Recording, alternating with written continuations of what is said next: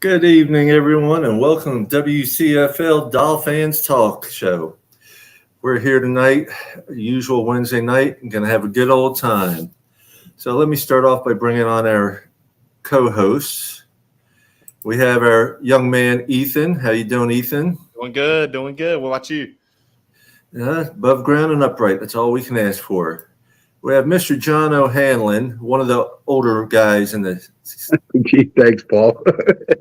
What's Well, up, I guys? didn't say the oldest. I did not say the oldest. We have Tom O'Gara. Tom, what's Hey, up, brother? How you feeling? What's going on, fellas? Hanging in there. Okay, and then Shake Money's joining us Oh, tonight. no. But how you doing, Shake? Right now, What's I up, want to Jake? bring on a special guest, alumni from Miami Dolphins, 93 to 96, Mr. Troy Drayton. How you doing tonight, Troy? I'm well. How are you guys doing? Hey, Mr. Drake. Wonderful, wonderful. Good. It's a great night. It's been a great week to be a Dolphin fan, that's for sure. It's always a good week after the Dolphins win. Absolutely. Oh, for sure. 100%. 100%. So, go ahead, John. You start off right now. Well, Troy, thanks for joining us, brother. I appreciate it. For those of you that have never met Troy, what an incredible, easygoing guy. He was on the cruise with us, made the cruise very nice for everybody. He's always smiling. I don't think I've ever seen his face other than a smile. Talked to him, met him again in Ohio, asked him if he'd be able to do the show one night. He was nice enough to give me his cell number and said contact me. And last couple weeks we've been texting, and he was able to make it tonight. So thank you, sir. Well, thank you. We appreciate you very much, Troy. Glad to have you on here. I mean, it's just wonderful when we can get alumni on our show, just to talk about the past, about the present, and everything. But I did have someone told me to ask you about your working with, I believe you worked with the school system in Miami. Yeah, so right now I'm currently working with, I currently run an arm of the Jason Taylor Foundation called the Careers in Sports Network. So I'm working with one of the Dolphin greats. Yes, yes. We appreciate that much. I know our fan club weekend, the raffle they're doing is all that's going towards the Jason Taylor Foundation. And we definitely appreciate it. Seth and I, this was, the Careers in Sports Network was an idea that came from Seth Levitt, who is the executive director of the Jason Taylor Foundation. And currently, I think as of today, of the 33 Broward schools, we have 22 Broward schools. Wow, that's wonderful. Glad to hear that. Wonderful, wonderful. That's nice. Yeah. So before we go talking about the current Dolphins, what's one of your favorite memories of playing with the Dolphins? Actually, one of my favorite memories is actually, I forgot what game it was. I think it was against the Detroit Lions. We were playing against the Detroit Lions, and we had a kid, a Make-A-Wish kid, stop by the practice, and he wanted to see myself, Dan Marino, and Sean Wooden. I was like, "Whoa, that's kind of an odd, request," because I never get any kind of request with Dan. Dan's normally the guy who gets all the requests. So I happened to meet the kid at practice and met his family, and they were really nice people. And we were in the game, and I saw him up on the jumbotron, and I kind of spotted him. He was kind of sitting behind the bench. I was like, "Oh, okay." I said to myself, and I scored a touchdown early in the game. I said, "If I get another touchdown, I'm gonna give this kid the ball." So it just so happened I ended up scoring another touchdown.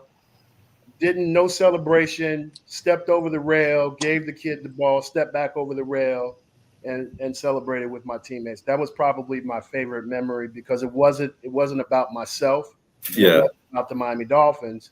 It was about this kid who had this affliction, and he was with Make-A-Wish. And to me, giving him a touchdown ball was a nice gesture, But at the end of the day, it was really about that child. It was about the kid. It was about making the kid feel good, and all the attention that he garnished behind it. So that was probably my favorite memory of being a Miami Dolphin. And one he never forgot, I'm sure. I'm sure. That's very nice. Yeah. Anybody's got any questions? Shake? Yeah, one of my favorite memes I shared this week was Coming to America. It was the most ripping victory. Two-part questions. What was your best? Because at the end of the day, from a fan's perspective, you're sitting on pins and needles. You're having you're blowing into a bag because you're hyperventilating. How was it from a player's perspective? And can you recall a game where you had to rely on the defense? Because I know it must be frustrating because there's nothing you could do about it. Like if you had to score the winning touchdown, of course you guys it was in your hands. But being that the defense sealed the deal, along that lines, how did it feel being on the sideline as a player? The one thing about it is it doesn't matter who's on the field at the end of the game or who scores at the end, as long as we get the win. And for me, I think when you talk about winning, like I said, you don't care who's on the field at the end of the game. I've been on the field where the defense closed out the game, and I've been on the field where the offense closed out the game, and I've been on the field where special teams won the game. So when you have that, you appreciate your defense. You appreciate those guys because sometimes we put the defense in a bad situation. If we're 3 and out, we're constantly 3 and out the whole game, and the opponent is going, they got 15 play drives. We're putting our defense in a bad spot. So I think anytime your defense or your offense or anybody can finish out a game in that type of fashion, I mean, that's always special because at the end of the day, it doesn't matter. Like a lot of people don't remember like who finished out on the field at the end of the day. They're just going to remember that the team won the game. Yeah. But how was what I'm trying to say is how was the anxiety between being on the sideline and being a fan? Listen, let me explain something to you. If you were on a Jimmy Johnson football team, practice was harder than the game. So when we got into those game situations, practice was harder because we've been in harder situations in practice. I mean, just being backed up, just imagine being backed up, no timeouts, and you got to go the length of the field and you got a minute to do it. You know what I mean? Like that's a scenario where, hey, you gotta get up, you gotta clock the ball. There's a lot of things going on, so you gotta be able to manage a lot of different things. But again, playing for a Jimmy Johnson team, there was no anxiety because you wanted to be in that situation because you've been in that situation in practice. You've practiced it 50 million times, and you've been in worse situations. So if you have any kind of anxiety when you're in those type of situations, then maybe you should practice harder. Appreciate you. Tom? Hey, Mr. Drayton. How you doing? Good. So, I don't know. I'll give you an easy one and a harder one. Who is your favorite teammate, and then who is your least favorite teammate? Or you could say instead of a least favorite teammate, you could say a least favorite opponent, like opposing player, if you want. Man, you know what? My favorite player on the team. Wow, that's a tough one. That really is a tough one. So I'm gonna go with my quarterback. I'm gonna go with the guy who throws me the football. So I'm gonna go with a guy like Dan Marino.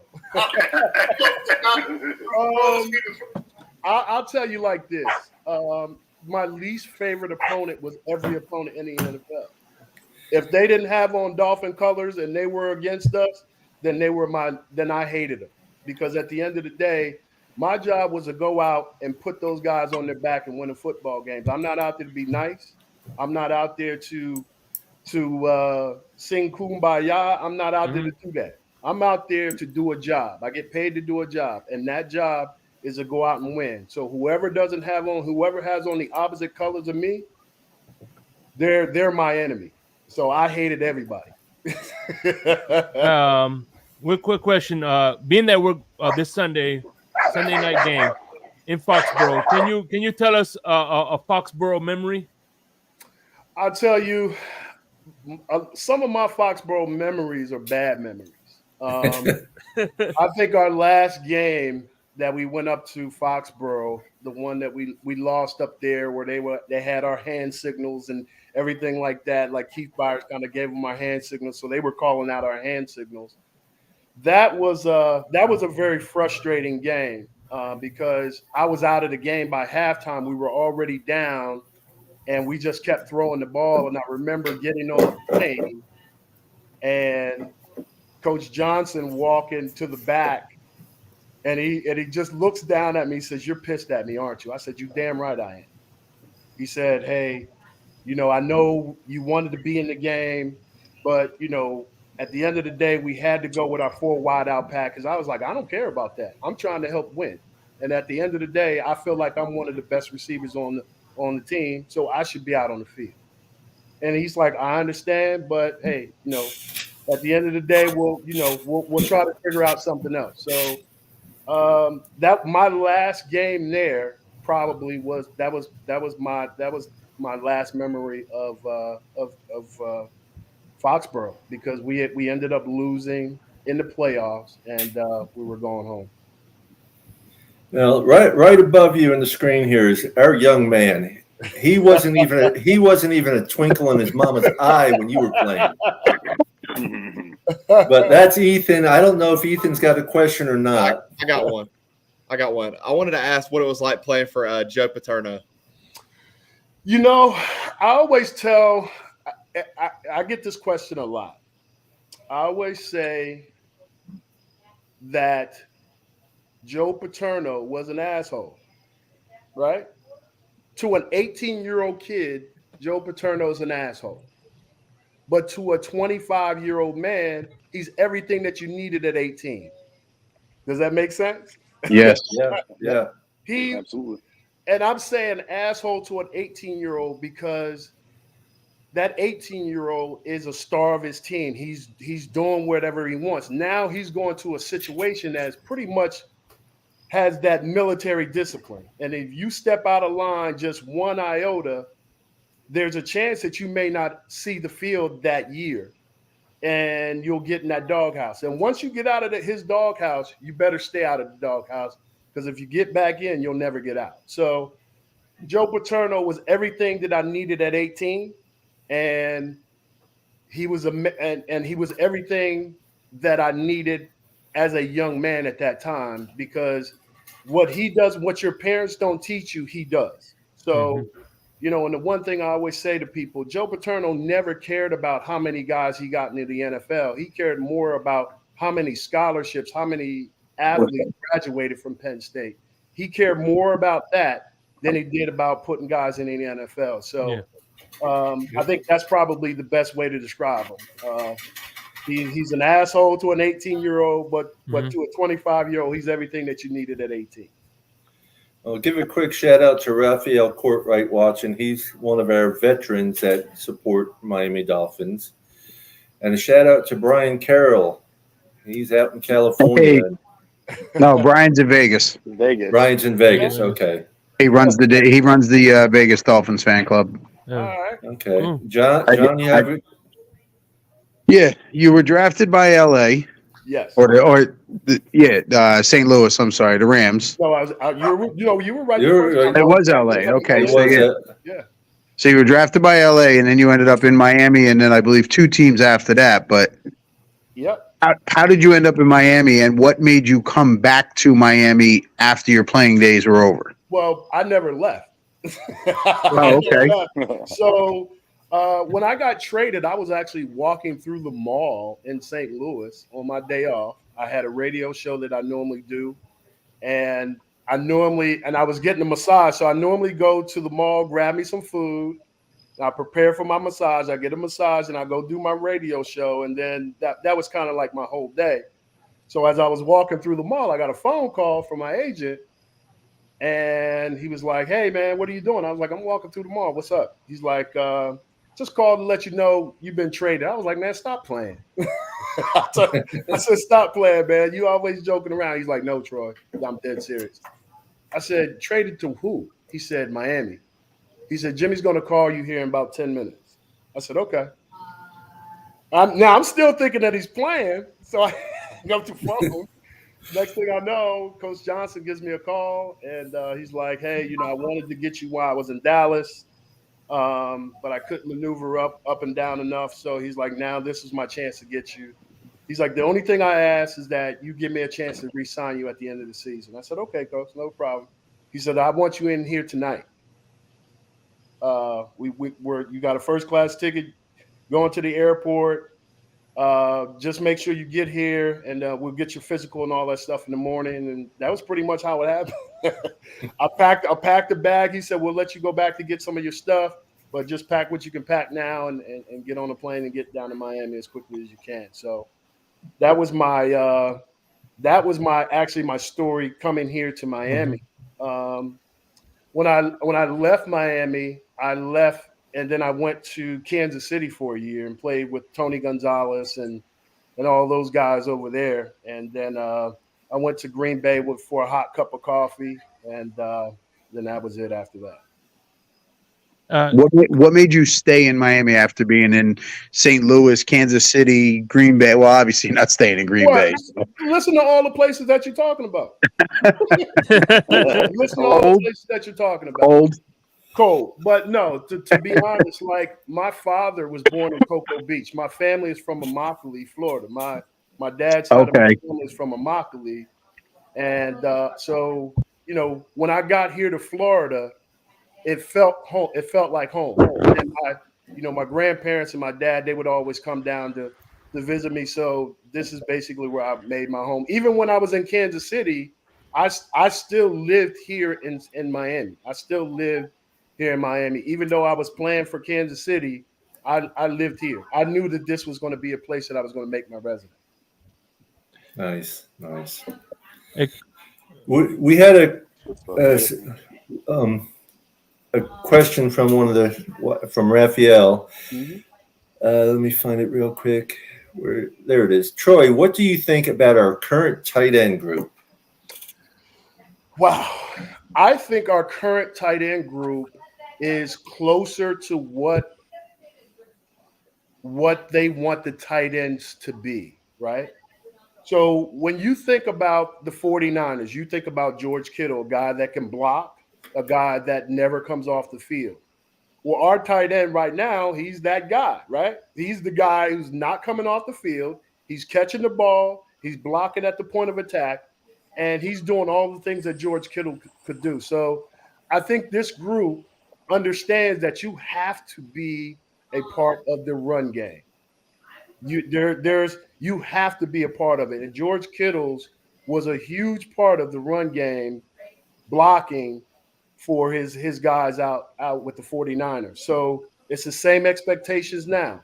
These guys they want to find one guy who they don't have to take off the field, who can block at the point of attack, who can also stretch it down the seam and catch the ball and do some good things. So I think we have a wonderful group of young tight ends. These guys they're young. They're young meaning younger. They're younger. There's not like you got any 10, 11-year vets there. Yeah. Guys. So they're going to grow with this offense. And I think what's going to happen is that you're going to start to see Coach McDaniels pull out their strengths. Their strengths are catching the football, blocking, and doing the things that you need to do for this offense. So I like this group. Not to say that I haven't liked our tight ends in the past, but I think our tight ends in the past, there was no emphasis on blocking. There was more emphasis on being a specialty guy. And I'm a big Gesicki fan because we both went to Penn State. So I'm a big Gesicki fan. But at the end of the day, like I think the one thing that hurt Mike Gesicki is that he wasn't a great blocker at the point of attack. Yeah. Quick question. Being that you played for Joe Berterno, it probably kind of prepared you for Coach like Jimmy Johnson, right? So Yeah. I want to talk about the unsung heroes. Which of the position coach in your career, doesn't matter college, high school, or pros, made the biggest impact in you? Wow, that is Good a question. great question. I would say the person who had the biggest impact on me as a, I would say there's two people, right? The one person was my high school football coach, Nick Novelovich. He had a huge impact on me because he was the first person that I truly trusted as outside of my father. He was the one person that I truly trusted. Like, and he treated me like a son. He didn't, even though I was a good football player, he didn't give me any special treatment. He treated me like I was his son. If I messed up, he would yell at me. If I would do something good, he would pat me on the back. And I would say the second person that had a major impact on me, and I've never told anybody this, was Mike Martz. Mike Martz was my rookie tight end coach. And Mike Martz is such a student of the game. Like, he is a master of the game. And he is just so detailed oriented. And he taught me the details of the game. If he told you to line up 1 yard, he didn't mean line up a yard and a half or a half a yard. He meant line up 1 yard. There's a lot of detail in the game. There's a lot of good in the details. And the people who pick up the details of the game, those are the guys who excel. The game is very detailed oriented. And I tell you, he is a man, the smallest little details, he wants you to understand these small details because they all matter. Well, Raphael said you need to come coach our tight ends. The thing about it, I think our guys are doing a heck of a job. I just think that they're now starting to pull the tight end group together because we didn't have the right guys. We didn't have the right guys. And I think Coach McDaniels and our general manager has done a great job at getting the talent that fits the offense. Yeah. And if you notice one thing about this team, this is probably the fastest team that we've ever assembled. Yeah, ever. Yeah. I mean, ever. you got speed everywhere. So, Yeah, I'm really waiting to see A-Chain out there with his speed. But I really want to see Chris Brooks out there, the UDFA. We got, those two rookie running backs, because they're two different people. You have A-Chain that's small, quick, speed and turns. And then you have Chris Brooks, who is busting through boulders like a beast. You may get your wish this week. Moster's looking a little nicked up with his knee. Mm-hmm. The one thing I know about this is that you're going to see a lot of those guys. One thing I know about our running backs, we're fast, but we are small in stature, right? So you're probably going to see a running back by committee this whole season because I think they all bring something different to the table, which now poses a different threat to the opposing team. So no matter who we put out there, one thing that I do know is that Coach McDaniels is going to get those guys on some type of mismatch. And that mismatch is, listen, there's not a lot of teams that can run with this Miami Dolphin football team. I mean, let's be honest. Like, you need an Olympic track team out there to be pretty much those guys. So, well, I mean, they're running at Olympic speeds and stuff. Exactly. So at the end of the day, one element that has been brought into this Miami Dolphin organization is the speed element. And we have speed everywhere. We have speed at the receiver. We have speed at the corners. We have speed on special teams. We have speed, we have speed in the running backs. Like, all of our skilled positions, we have speed. Yeah. So that makes it very exciting for me, because when you see guys that can take a 5-yard route and to be able to take it to the house like these guys can, I mean, that in itself is it makes it exciting for me. Yeah. Troy, Yeah, it how'd was- you end up at Penn State? I actually walked on at Penn State. It was just one of those situations where, you know, a lot of schools weren't recruiting me, and you know, Penn State just happened to come down, and they basically were very honest with me. They told me that they couldn't give me a scholarship, that they could offer me a position to walk on, and if I could get into, as long as I can get into school, they will extend the invitation for me to walk on.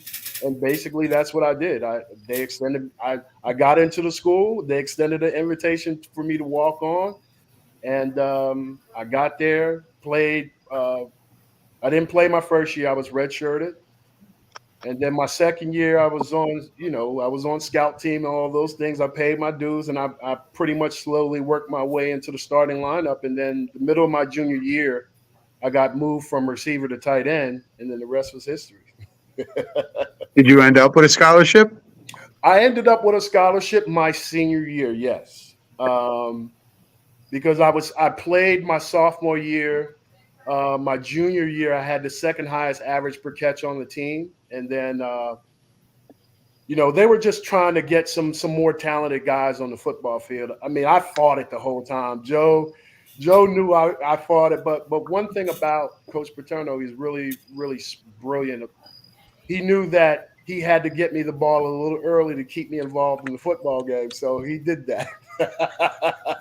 Because I know my brain, I start drifting a little bit. When I was younger, I would start to drift. Like I needed the ball in my hands, but he was really smart. He understood what I needed, and he was able to give me that to excel. So, I mean, the Coach Paterno is, in my eyes, man, is a great coach. And if it wasn't for Coach Paterno, I wouldn't have never been a tight end, to be honest. Like he had the forethought to be able to put me on the field, and he thought that, you know, we could energize the team that way. So I fought it up the whole way. But the one thing about it is that he understood personnel. He understood what he needed to put our team over the edge, and he felt like I was that guy. And I did everything in my power to prove him right.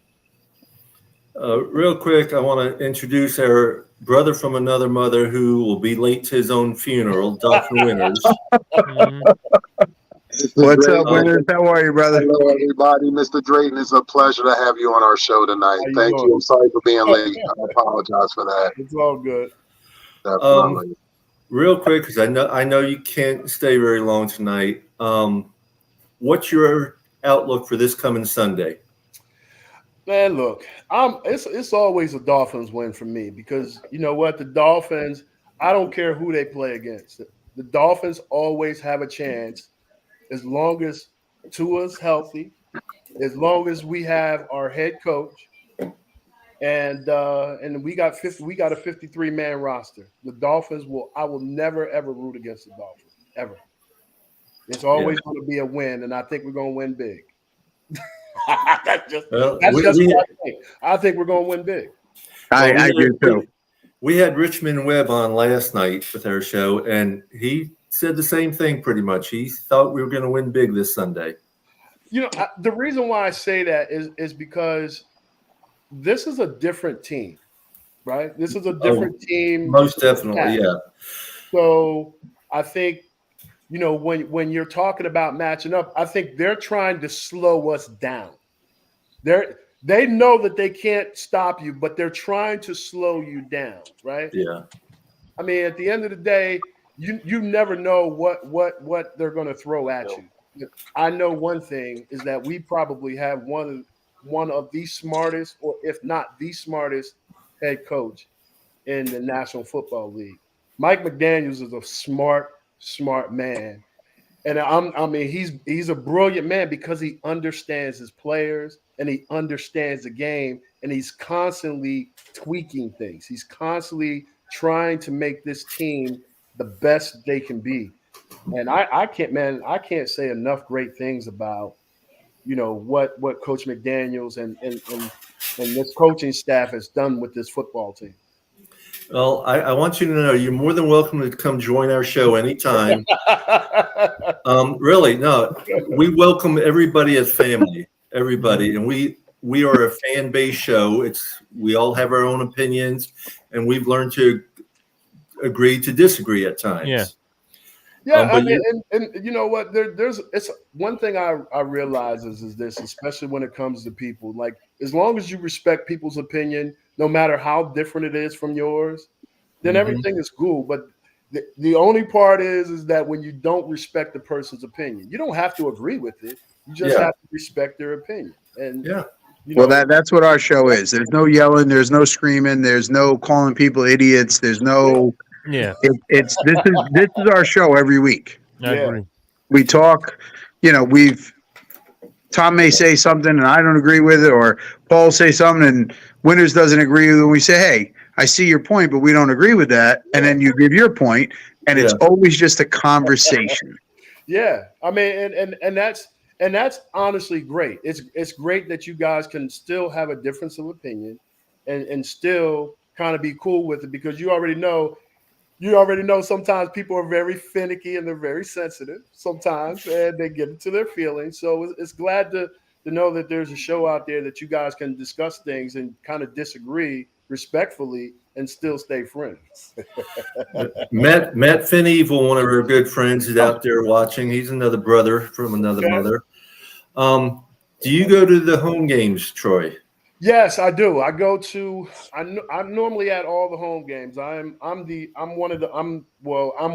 board of the Miami Dolphins alumni board of the alumni. So I'm the vice president of the alumni board. Sean Wooden is actually our president, and then Nat Moore just kind of oversees everything. So we have a great board, man. That our board pretty much helps us run the suite with our players. So.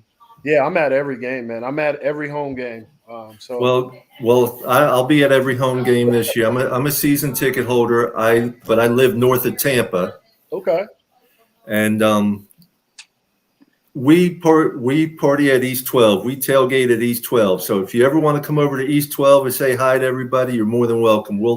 Your family. Now that I'm not working for the Dolphins anymore, I can now come over and hang out and party with you guys.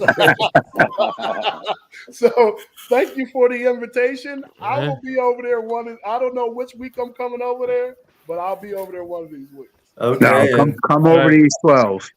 Yeah, and if you can, maybe you can pass my phone number on to Sean and see if he'd like to do the show with us sometime. Absolutely, yeah. Absolutely. I appreciate that. A bunch of those guys, man. I'm sure they'll definitely come on to the show. And I mean, listen, man, one thing about us, and especially with our alumni, and I have to tell you guys is we truly, truly appreciate our fan clubs.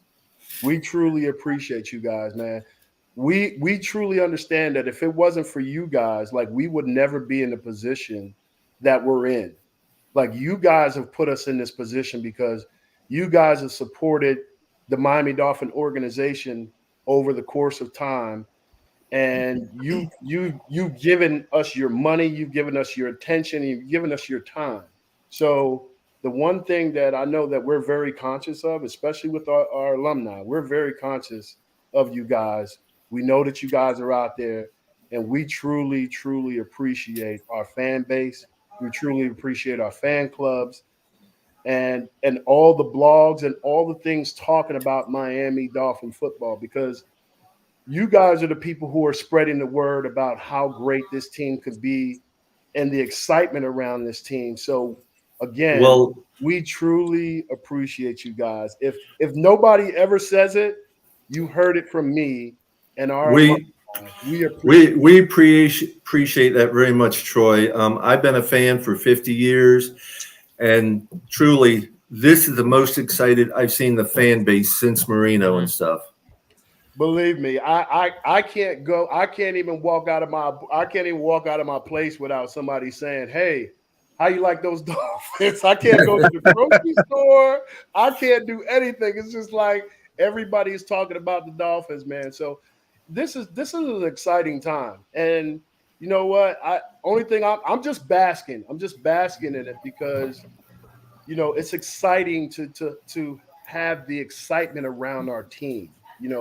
I mean, the expectations around our team are high, but I think this coaching staff and this team can actually reach those goals that we're setting out, and that's first of all to get into the playoffs.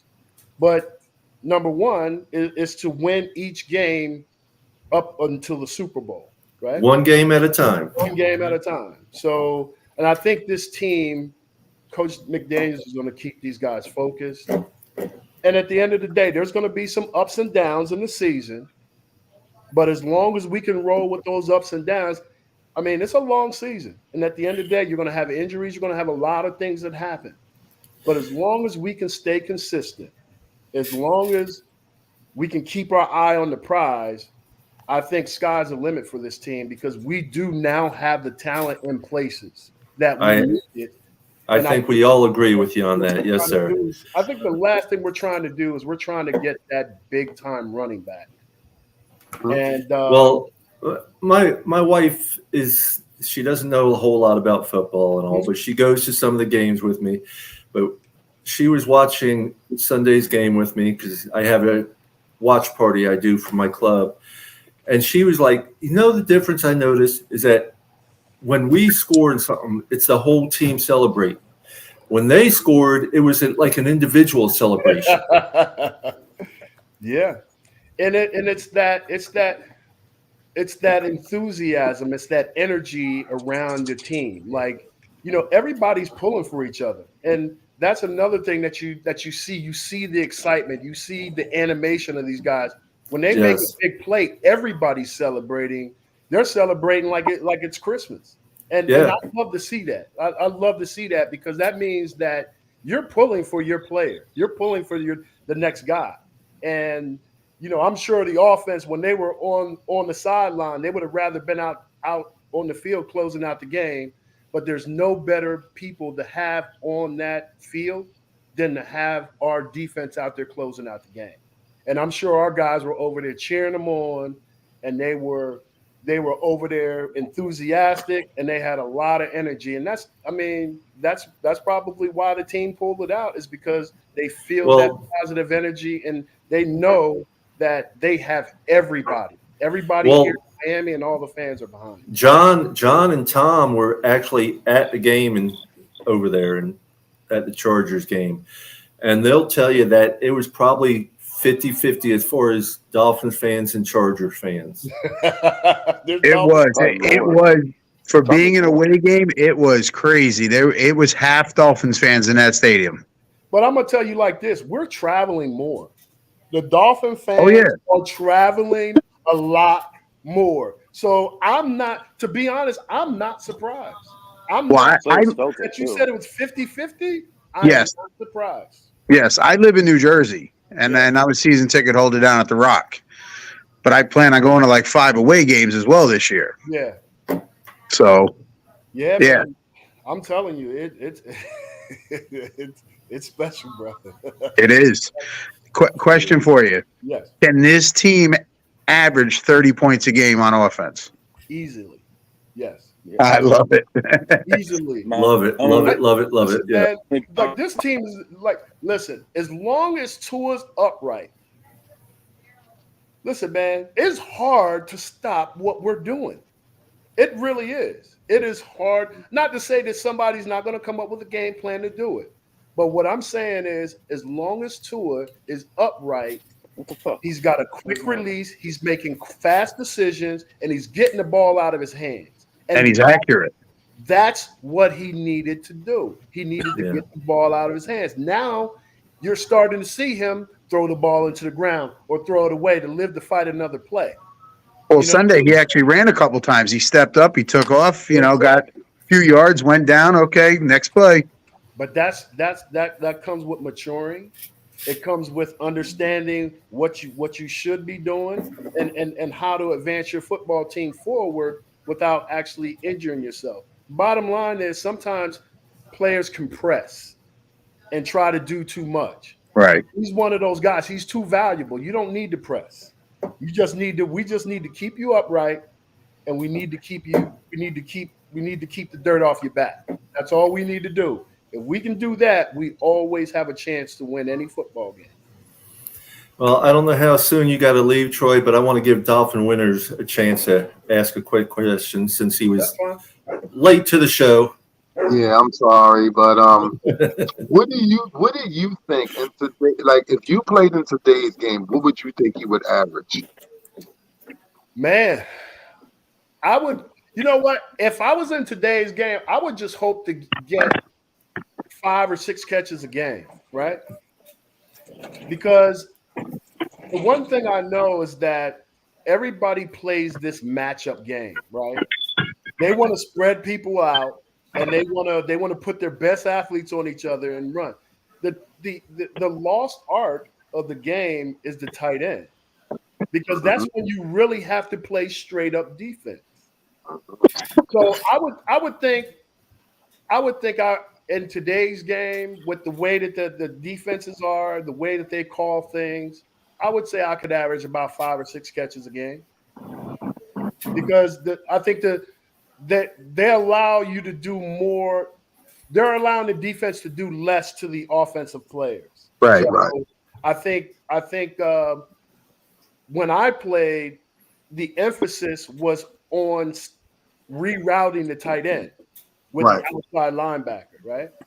Or you have a big old defensive end on you. Now the emphasis is getting to the quarterback. That's the emphasis. So when you see big guys like Gronk getting free releases off of the line of scrimmage, you're saying, wait a minute. Yeah. You already That's a bad idea. One of the top 2 weapons on the team. How are you just going to let this man take a free release? But it's because the defenses have changed. The emphasis is getting to the quarterback. It's no longer rerouting the tight end. So now that's less hands on me, and that gives me more opportunity to work in some open space. Well, I mean, you're welcome to stay as long as you want, and I know you got to get out. And the only reason why I have to leave is because we have a game tomorrow. I coach for St. Thomas Aquinas. Okay. I coach our tight ends, and we have a game tomorrow against Western. So I have to finish watching some film and making sure that my guys are all ready for our game tomorrow. So we lost our first game, but we're on a winning streak. So we For sure. barely won last week, and now hopefully we'll go out there and beat Western this week. And well, we wish you the best of luck tomorrow, and peace, love, and fins up is our motto. Invite me back anytime. I'll definitely come on, man. I truly appreciate you guys. And again, if no one has ever told you, we truly appreciate you guys. We love you guys. We love our fans. We love our fan clubs. And we truly appreciate you, man. And by the way, being that you coach high school football, I just want to say go Chiefs.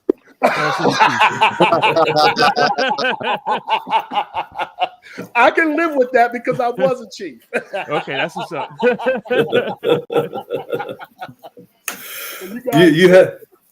You have a wonderful night, sir, and thank you again for joining us. And we'll send you the link. I'll probably send you the link at times, and you can join us if you can. If you can't, you can't. That is best. Do that. Okay. That is the best thing to do for me, and then I'll pop in and pop out. We appreciate it very much, Troy. Thank you. Thank you. Peace, love, and fins up. Baby. Peace, love, and fins up. Fins up. I told you, he's just such an easygoing, great guy. I love talking to him. Oh yeah, he's great. Winners, y'all go on with the show. I got to do a little something real quick. Yeah, I gotta do something for the missus. I'll be right back. No problem, sir. You here? Definitely. All right, Katie, come on. Tom, what's going on, man? How you feeling? I'm hanging in there, Fucking looks like I got ants in my pants. I'm just trying to adjust. But I hear you. It is what it is. Did you make it to work today? I'll be fine. Fuck no. I'm going tomorrow, though. All right. We'll see how it is. I mean, I was going to go, but, I don't know. It was kind of, iffy in the morning, with, getting dressed and shit. I can only imagine putting shoes on. I haven't put shoes on yet since, Saturday. Yeah. I mean, it's moved. I mean, since you saw me, obviously you can see I'm moving a little better, but it's more just it's probably just like a pinched nerve in each one of my shoulders, and then feels like an Arabian Nights machete right through the middle of my back. Sheesh. I Damn, got the two bro. eggs on my head with the big ass cut in the middle that like now my hair's missing in the middle, but I mean I'm all right. The head Right. wasn't the problem why I didn't go Sunday. It was more the fact that my back was killing me. I couldn't walk, couldn't move, and I just kept fucking fainting. Mm. Damn. Shit was scary. Hopefully it's just an anomaly. I got to do blood work again in like 3 weeks, but hopefully that's nothing. And it is what it is. I'll be fine. Trip was perfect. Everyone was awesome. You know what I mean? Surrounded by good friends. I hope I didn't scare them too much, but I'm glad they were there to help me out when I needed it. I mean, I told everybody on there, but when you guys come north, I'm going to do a couple things for all of you, whether it's something individually as well as something as a family, like a family dinner that I'll make here, and then do something individual for all you guys because it meant a lot to me. Nah, dude, you're fine. Listen, we got to take care of each other. You were down, we got to take care of you. Absolutely. I know, but you know how I am. I'm going to get y'all back in a big way. You did scare the hell out of me at 3:00 in the morning. I'll tell you that. I scared the hell out of myself. Trust me. You don't even remember. You were crumpled up on the floor. That's why my back is hurting like hell. Fucking pretzel. Mm. That and hitting the door handle and Shit. Damn, sounds like somebody had a good time. What happened? No, I yeah. don't know, man. Just like kind of just no. passed out outside and fell over a wall and hit my head and then fell again inside and woke up like couldn't move, had a concussion, had to go to the ER while I was at the game. I watched the game from the ER and I'm like trying to like not move as much. I'm like, like they're like, you're right. I'm like, I'm fine. Leave me the fuck alone. Get me out of this place now. Oh, damn. Give me the paperwork. Give me 2 Tylenol, whatever, and get me out of here. And then fucking hobbled back to the Uber, back to the house, watching the game. No local TV to watch it. Watching Miss Pam's feed, screaming at the TV in the empty house. Just like I do at home. Hey, it's all right. We got to meet the GOAT on Saturday. We had an awesome time. Miss Needham. Got to see where they live, where they're from, San Clemente area, where they live now anyway. Passed out some food to the homeless. She did with the golf carts. And it was a good time. Just spent time with the fam. Nice. Nice. Just take care of yourself. Just take care of yourself, Tom, man. We definitely thinking about you, brother, and praying for you. I need you here for Philly, bro. I need you here for Philly. All right, so give a quick shout out to Dolphins Thirsty out there watching us. Yeah, Dolphins Thirsty. What's up, Dolphins Thirsty? Remember, guys, hit the like button, subscribe if you're on YouTube. Just help us out. I noticed one thing that I normally have a hat on, and I wanted to debut the brand new hat tonight. That's what's up. Yeah, I heard about this hat. It actually just came in the mail today. Literally, I walked up my steps. Lucky us.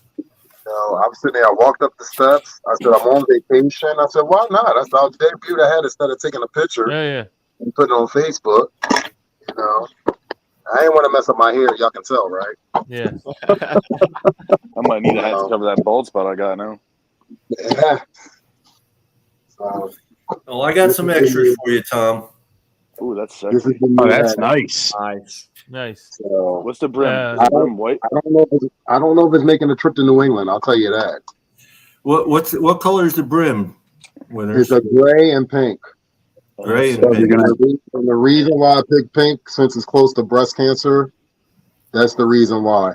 Yeah, we all gotta save them tatas. Absolutely. So, Crypto. He's gonna be at the New England game as well. Oh, really? Yo, listen, I need to just tell Crypto, tell all those guys. You have my info, Shay. Just sit there and send it to them. Tell them to get in contact with me. I'm trying to get as much as my Fins family. I would like to meet up with everybody, like literally. I look at it as a big celebration. I seen Chris Barker and them. I told them to please be safe. They're gonna get an earlier flight because the storm is coming in. I want to send my thoughts and prayers to everybody that's going to be affected by this storm that's coming into land. in the next couple of days. So just please keep that in mind that people will be traveling, but this gigantic storm is coming, and it is going to hit the Northeast, and it's actually going to hit up right there, actually up around that area, because we're going to get, I think, remnants of it on Saturday up in Massachusetts. Yeah. So, just to everybody that's traveling or in that path, please just be safe. Thoughts and Yeah, I think they prayers, said man. the team is going to go in on Friday instead of Saturday. Right. Yeah. I'm thinking I'm going to sneak up there and check them out. I'm very pleased. We had 2 great alumni on our show 2 nights in a row. Now, let's talk about Sunday's game. This coming Sundays. All right. Woo! Where do we start? Where do we start? We win. Hey, we're gonna win big. That's all I gotta say. I know we're gonna win big. My only concern is Bill's gonna run the ball a lot to keep our offense off the field. Yeah, of course. Look, last week, and hopefully Fangio's come up with something to help stop the run. I mean, we were great run stopper last year, but we did a lot of blitzing. Right. But we need something. We need to be able to stop that run. Need way more out of 94 than 3 tackles. Well, here's the thing too. You got to remember, New England doesn't have a talented running back as Austin Eckler, and their offensive line isn't as good either. So, I mean, Stevenson's a bruiser though. Eckler's a quick scat back, but yeah, he helped him and that 1-2 punch. They were going, they were coming in and out. And I keep telling everybody, don't sleep on Bill O'Brien. Now we're going to get that test. It's going to be the Bill O'Brien versus Vic Fangio, and it's going to be a beautiful thing. It's going to be a beautiful chess match to watch, ladies and gentlemen. That's just what it's going to come down to. It's going to come down to who makes the biggest mistake first. It's the Gesicki revenge game. The Gesicki revenge. Oh yeah, you already know it's a revenge game for that. That's another reason why I wanted to go to this game. Here it's my enemies are faceless. They're all enemies. Yeah. Listen, all I know is go ahead. Shout out to Steve Malloy out there watching us. Thanks for joining us, Steve. What's up, Steve Malloy? What's up, brother? All I know is if he puts a linebacker on Gesicki instead of a safety, Fangio needs to get fired. Yeah, he's definitely going to mix and match. You notice that David Long only played like 12 plays, and AVG played like 43 or something like that, 37. Right. So as a matter of fact, David Long, he had for some reason he had David Long on a wide receiver. One of the first. Yeah, that was plays. the dumbest play I've ever seen. Eckler, right? Yeah. Eckler in the flat. Yeah. Up in a wheel. Mm-hmm. Because he drew the extra safety, like their Joker safety. He drew him across the other side with the play action and booted. It was just a little roll. It was like, oh boy, here we go. I'm glad they caught him though, because they didn't score that. They did. They score on that. Yeah, they did. No. Good evening, Liz. Liz just joined in with us. Chris Adams. Hey, what's up, El Capitan? Oh, El Capitan. I'm going to go ahead and give me a second. Go ahead, guys. Talk some. I'm going to drop the link for anybody who wants to join. Definitely. John, what do you think are the keys of the game for Sunday? Well, definitely stopping the run. So we can stop the run. I'm not worried about getting beat by their quarterback. So we can hold their run. It's going to be a blowout. Yeah, I agree with you 100% on that. We need to do 10 times better stopping the run than what we did against the Chargers. We can't have 260 yards of rushing against us. Not at all. Mac Jones did pretty good against the Patriots. He had he threw for 315 yards. You mean against Philly? You mean 3 touchdowns and 1 interception. So I didn't know how he could play. I didn't know how he could play against himself and win the game. I didn't know that was not possible. Shake. Was that Mac Jones? You said Mac Jones threw against the Patriots, and I'm like, I never knew that. Again, no, I said he did against Philly. I said he did against Philly. I said the Patriots. I said he did good against Philly. Yeah, he threw for 300. So that's a huge difference. You know what's funny is I think it's crazy that people sleep on Mac Jones. You may not like Mac Jones, but people sleep on Mac Jones. At the end of the day, he had a good rookie season when he had Josh McDaniels.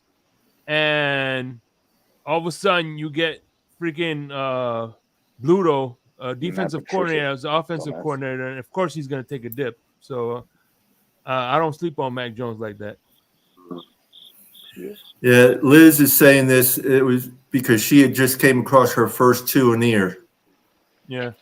And he was saying she's not a fan because she told him it's a wait and see with Tua as MVP this year. Liz, get used to it, Liz. Just get used to it. It's okay. If you didn't see it, Dan Burke's predicting a little wind. A little wind. A little wind. Hopefully into our favor with Jason Sanders, yo. I mean, I'm going to tell you guys, I'm a little worried after the first week. I don't like that. No, I don't like him missing that extra point either. I don't think anybody does. No. Listen, if he doesn't miss another one all year, we won't be talking about it. Exactly. Yes, I agree. Yep. Nice, at least. Hey, Joe Rist. I'm sorry I didn't see you out there, Joe. Thanks for joining us. Make sure you guys hit the like button and subscribe. Definitely. Hit that like button, ladies and gentlemen. Hey, guys, I got to get out of here. I got class in the morning. All right, man. Thanks for having me on. Appreciate y'all. Ethan, always good to see you, brother. Hey. Peace up and fins up. You go out there and learn that stuff you need to learn, Ethan, so you can start buying our season tickets for us. I'm going to try to. See y'all. On that teacher salary. Right? See y'all. Take care.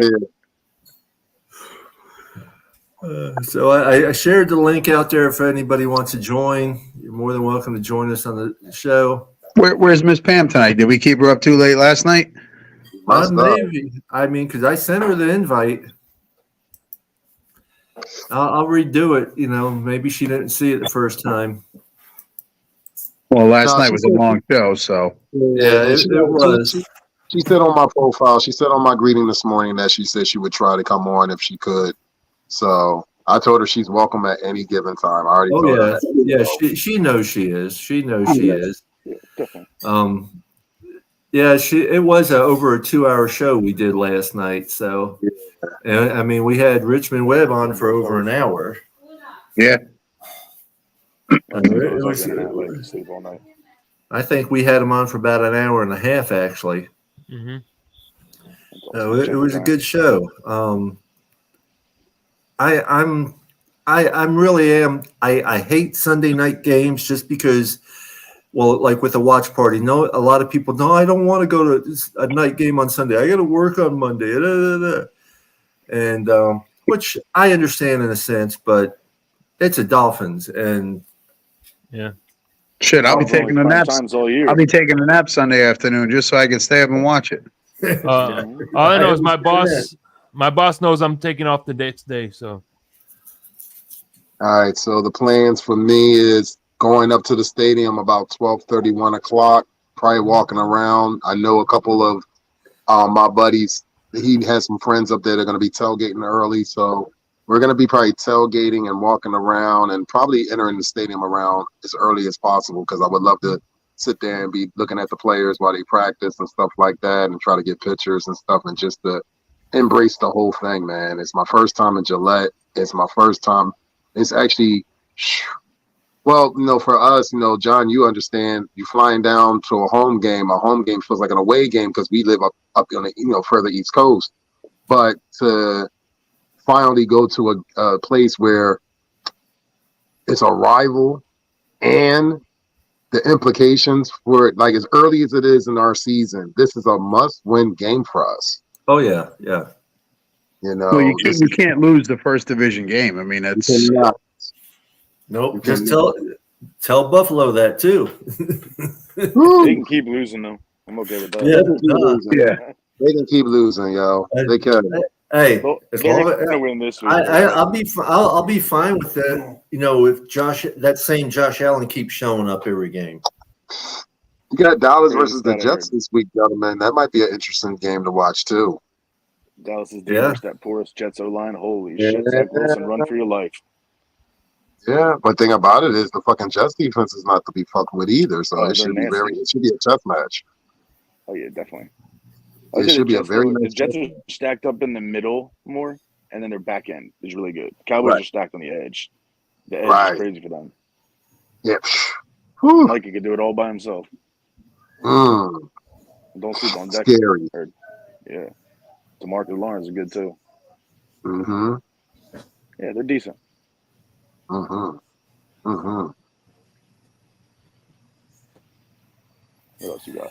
Well, I'm not worried about our O-line right now, like we were when we found out Armstead was not going to be there. Let's give our As long flowers as to they keep- Austin Jackson. As long as they keep getting rid of the ball quickly and getting in the hands of the playmakers, I'm not worried about it either. I mean, it was some great plays offensively.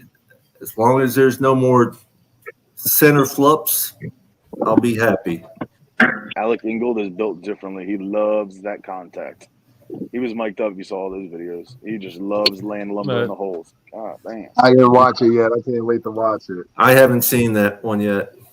Dude, he loves opening holes. And it's funny is at the end of the day, center flups is a natural thing that happens in the NFL. It doesn't matter who the team is. Every once in a while, you're gonna get a bad exchange. Yeah, absolutely. So Yeah, The first one I think was Connor's fault. The second one I think was Tua's fault. I think he pulled his hands out too quick. Yeah. Mm-hmm. Yeah, because it wasn't a high snap or anything like that. No, I think the second one, if you look at it, Tua pulled his hands away a little too quick. His fingertips got on the ball, but never into his palms. And the first one, I think, was on Connor. But listen, if that happened and we still scored on the drive, nobody would be complaining. It happened to be a turnover, so everybody wants to complain about it. It is what it is. Mistakes happen in games.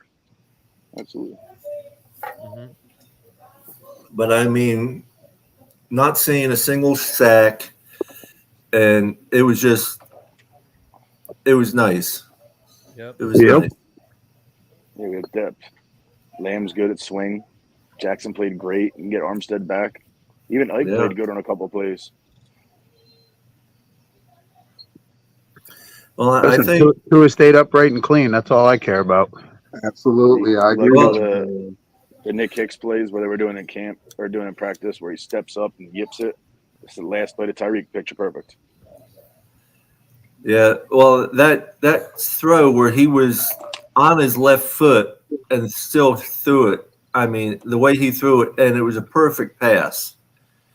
He was one-footed, and he threw it quite a ways still. Yeah, definitely. Let's see.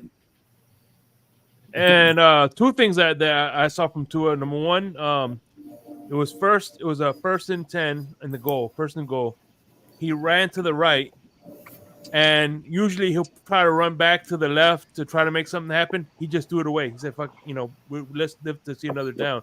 Yep. The second thing I saw him do was after that bad snap exchange, you saw him talking to the center saying, "Hey, let's instead of trying to ream him out, they talk things out and try to adjust and get it corrected, make things corrected, which is it's good because that's kind of like a leader thing. He didn't try to chew him out, instead he's like, hey, let's get this thing fixed. And well, if you go back and watch the game, there was one point where he did chew out Tyreek.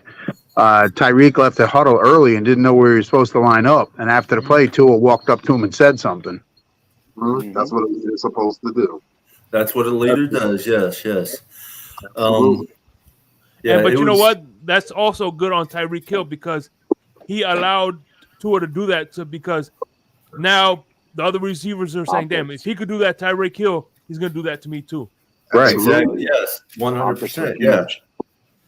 Yes. Damn, I don't forget what I was going to say. Go ahead, someone. You see what they're doing with Tyreek though? They're putting him in motion on every single play. Whether he's lining up with a hand in the ground, then he's coming outside, he's going behind somebody, he's running back around the quarterback. He's all over the place. That's Mike adjusting to everybody taking away the middle. Now try to take it over this. Orlovsky said it great, so did Emmanuel Aiko. Like, the way they're having them set up isn't like 5 to 7 slants over the middle. It's about 12 to 15 to 17 over the soft zone spots. You can't beat him with zone. You can't beat him with man. They look good. Yeah. Just keep tweaking them, Mike. Keep tweaking things. Vic will keep tweaking it. They'll get it together. And we get a cohesive game with O and G. Jesus. And Tua spread the ball around pretty well. I mean, I know Tyreek had 215, but he had 6 or 7 other receivers catch balls too. Yeah, well, I mean, 78. Smythe had 7 he had 466 yards, and Tua only had. You could say Tua. I mean, Tyreek only had 215, so he had to spread the ball around quite a bit. Yeah, and it was nice because he's got all the weapons that he can throw it to just about anybody. Yeah, so you take away Tyreek Hill's, he has 251 yards. Right. So that's pretty good. Yeah. More than Herbert. Well, I mean, the closest one behind him was Kirk Cousins, 344 yards. Yeah. 122 yards less than In a loss. Yeah. By the way, I saw this funny stat. Right? Hold on. Let me look. You talking about the one where it listed 5 or 6 quarterbacks and their totals didn't match too? Yeah, they're I think 200. They're getting paid all this money and only got combined for 1 touchdown. Yeah. Yeah, Burrow. Herbert was 1 TD.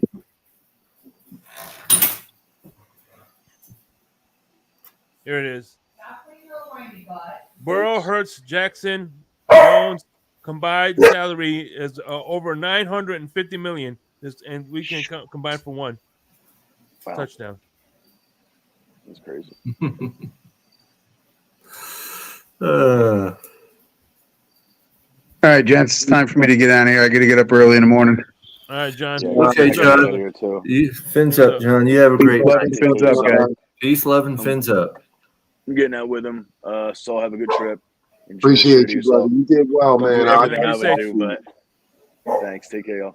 Appreciate All right, you guys. now. Yeah, peace, love, and fins up, Tom. Peace, love, and fins up. Shake money. Yes, sir. They're gonna pay our boy, bro. They're gonna pay Christian Wilkins. I'm telling you. No, I didn't understand you. What? I said they're gonna pay Christian Wilkins. You heard me. They're gonna pay. I don't speak gibberish. What? Yeah, all right. They're gonna pay him. Watch. Yeah, they're gonna pay him no attention, and he's gonna leave next year. All right. We have no money to pay right now, though. We will see. Time will tell. Okay. It's like there's still people talking about we need to still look at a running back. Well, right now with the extensions they did and everything else, we only have $5.1 million in cap. Some way, shape, or form, they will sit there and reconstruct some contracts if you want to bring Jonathan Taylor in here first. And then some way, shape, or form, you will sit there and make the Christian Wilkins deal happen. You will. We'll see. I don't think it's gonna happen. We'll see. Okay. I'll say this to you, Shay. This is what I'll say to you. If we make a deep playoff run and or make the Super Bowl this year, Christian Wilkins will be re-signed. Okay. Would you want to put a wager on that? What would you like to? I'm trying to think of what you can suggest, man, because I strip on the weekends and my money don't run. You know, my check into my savings into my savings into my check-ins. So, you know. You know, I do the friendly. And listen, manly. my OnlyFans ain't making money either. I know, but you know.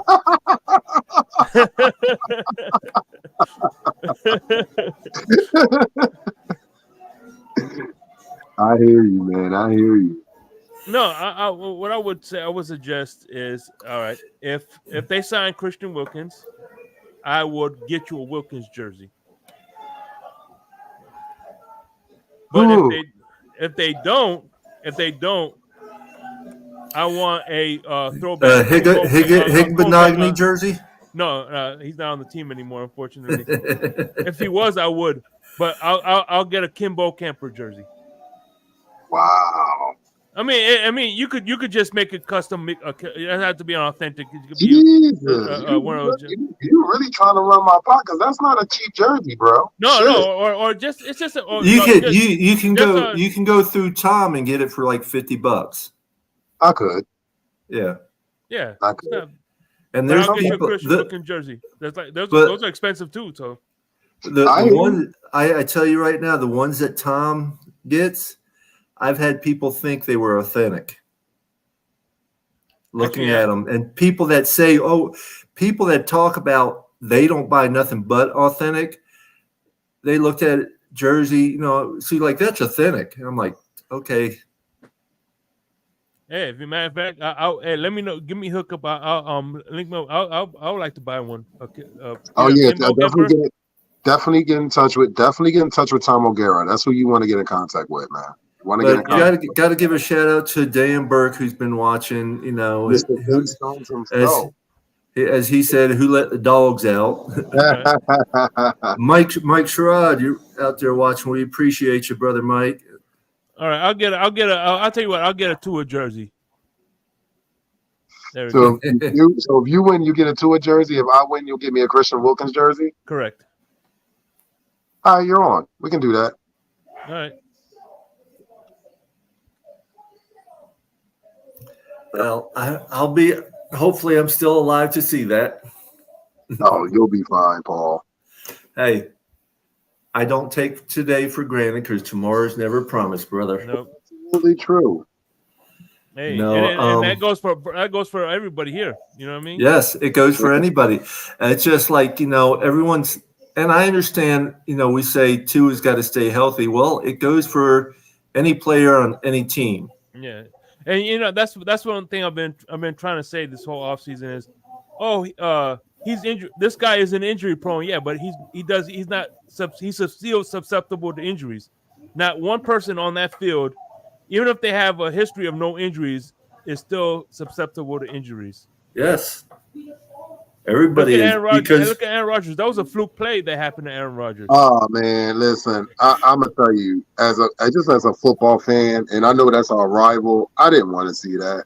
No, not like that. But I tell you what, it's just like Richmond and Webb were saying last night with Dan Marino when it happened. All he did was step forward, and his Achilles. So it can happen to anybody at any time, things like that.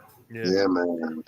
Well, I know you got to get up early, Winners. I'm not going to keep it. We're going to go ahead and shut it down. All right, man. Definitely. I appreciate you coming in tonight, Shake. You had some great questions out there for Troy, and really appreciate it. I'm just Raphael. Why only fans shake money? I'm gonna make a company run a dick for a weekend getaway, like car rental. Okay. That's just so out of pocket right now. Yeah. Oh, man. Well, anyway, stay in the background for after we shut down. Shake, I wanted to ask you a couple questions on this. Winners, you be safe in your travels and bring us home that win.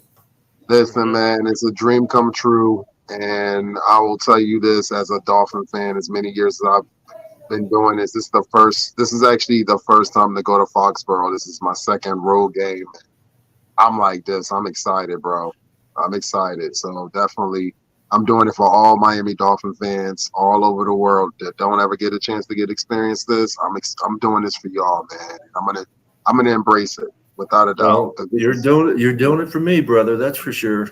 Appreciate that, man. Thank you. And Shake, definitely, brother. I appreciate you coming on and doing what you do. I appreciate what you guys do for the culture with the for sure, Vince Tailgate. Always, brother. And you're always welcome at any. And don't forget Larry K too, man. He's another Larry K. Shout out to Larry K. Larry, gotta do something with Larry K one day, man. For real. No, all you guys, Larry K, Chris, El Capitan, Lewis, Color, Ali, Shake. We appreciate all you. Miss Finns, can't forget about her. Stephen D, can't forget about Stephen D. Stephen D, yes. Clock blockers. Yes. Hey, by the way, I'd like to probably have you as a special guest next Tuesday on Larry K's channel when we meet. He's going to be on there, and you could kind of tell us your experiences at the game. Not a problem. I can do that. Just let me know what time. That's all. All right, that's what's up. Okay, well, other than that, I thank everybody for watching us, joining us, supporting us. Thank Troy Drayton for being with us, and look forward to seeing him on another future show. Absolutely. If you just caught the show, you didn't catch Troy, make sure you go back and watch him. Yeah. Other than that, peace, love, and fins up, everybody. Fins up, baby. Fins up.